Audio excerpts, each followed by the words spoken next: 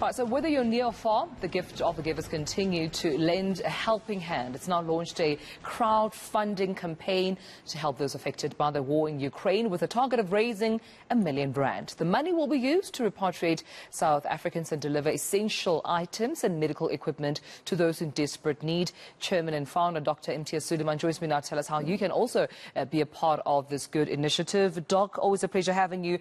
Good morning to you. It seems R1 million is the sum total that you have reached in terms of crowdfunding. That's what you need at this point. Why just R1 million? Is it not more, especially with the dire situation we're seeing there? Will the R1 million, do you think it will be enough? Good morning, Tumelo. R1 million is not our target. That's a target normally set by crowdfunding platforms. You're going to need tens of millions. You know, 1 million is not going to say hello. But saying that, for the first time, we're dealing in a disaster where we get double the money for our money, where the currency in Ukraine, you know, is twice our money. So we get the extra benefit. For every R1, we're getting two of their money. They call grievance. So it's excellent, you know, and whatever people can come, we don't want to put pressure on anybody. Yeah. Crowdfunding platform, they have a system, they know how much they can collect, they know what the clients are. So yes, 1 million will come from that platform. It's not the only platform. Right. We've got platforms called Global Giving from the USA and the UK, also the luncheon campaign. We've got our own website, our own details where people are funding from South Africa, our own donors. So it's a collective approach, getting support from everywhere. And, you know, because the needs are inside there are just too huge. Yeah. We've been busy from the 1st of March inside Ukraine. So the needs are huge. Let's talk about those needs at this point, Dr. Imitiaz. I mean, what do they look like? What exactly is of priority and urgency at this point? Well, immediately they said, look, they need food, cereals, warm clothes, stoves. You know, they talk about socks, jackets, because it's freezing there. You can see the snow when you talk to them and they send you the pictures.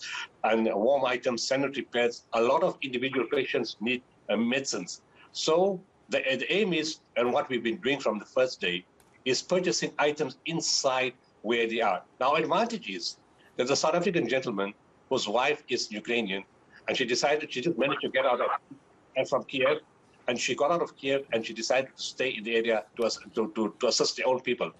And from last week on the 1st of March, we told them, find a shop, find a wholesaler, find somebody where you can buy items from and just buy whatever you can. We've been sending funds, and then when they started the process, we said, okay, from the first town, let's do the second town and the third town. We're now in 4 towns already doing the same process.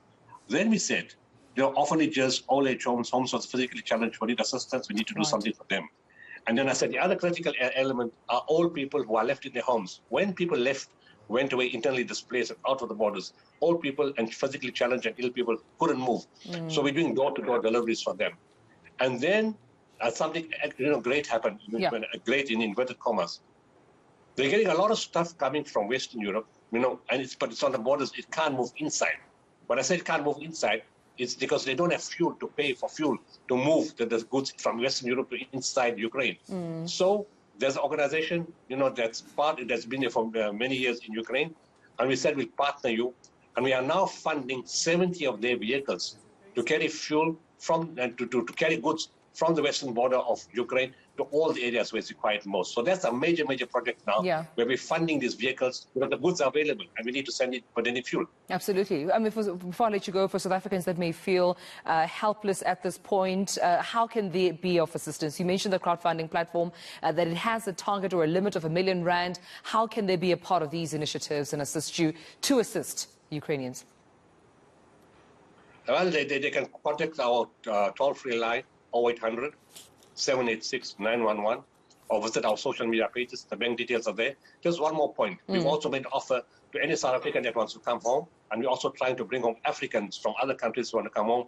We're busy with that process also. We're busy talking to DIRCO, and there are, you know, names being put up, more names coming up, and even from South Africans in UK who are giving us lists. So we are trying to bring those South Africans and Africans home also, which also is also part of the funding. So it's South Africans being home, Africans being home, and Ukrainians inside Ukraine that we're helping. All right. Well, I appreciate your time, Dr. Imitiaz Sooliman. So much, of course, to do, and everyone can get involved. Of course, Gift to the Givers Chairman and founder, Dr. Imitiaz Sooliman, saying you just have to go to social media to get all those details. Call their toll-free number. But also, if you know any African or South African trying to get home, they're also assisting in partnership with DIRCO, trying to get those names down and to bring you safe and sound back home.